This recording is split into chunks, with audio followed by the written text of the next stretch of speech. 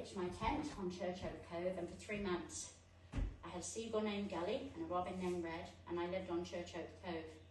And I thought, and I'd say, good morning, Rufus, to Rufus Castle, good night, Rufus. And I thought, what am I going to do while I'm here? I've got to keep my fitness levels up.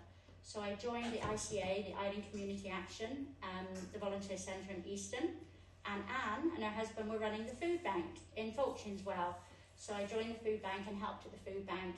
I delivered a little bit of food for a man in Easton, and then I picked up the medicine in Boot, and I walked 10 to 20 miles all around every day around Portland, delivering meds to old folks that couldn't. And it was really sad because I put my mask on and I had to put the medicine in front of the door and step back.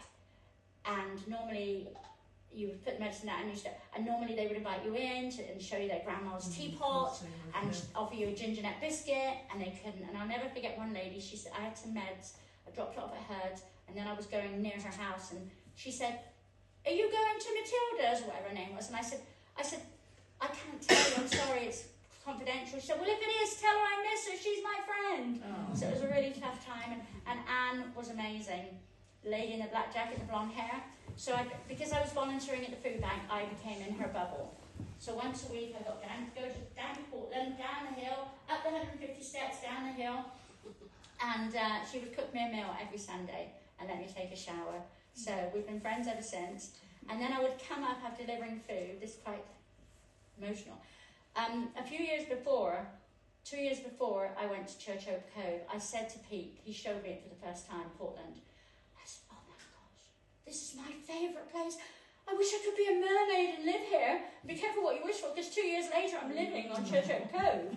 And then every night after delivering food and seeing everybody, you know, I would walk, January, February, March of 2021, I'd walk down Wakeham Drive, there'd be city lamps and Christmas lights and everything. And I had to go, and I thought, what have I done so wrong in my life? I'm walking down 150 steps to live in a dark tent all by myself, and all these little happy families and twinkly lights, and I thought, oh, I would love to spend Christmas on Wakeham. This past Christmas, I got my wish. A couple that live on Wakeham and Portland, they needed someone to watch their 2 cats for a week over Christmas. So I got to live on one of the cottages for a week on Wakeham. So anyway, 2 lockdowns, a broken ankle. The South West Coast Path, the volunteers had not been out because of COVID. It was bushy, it was like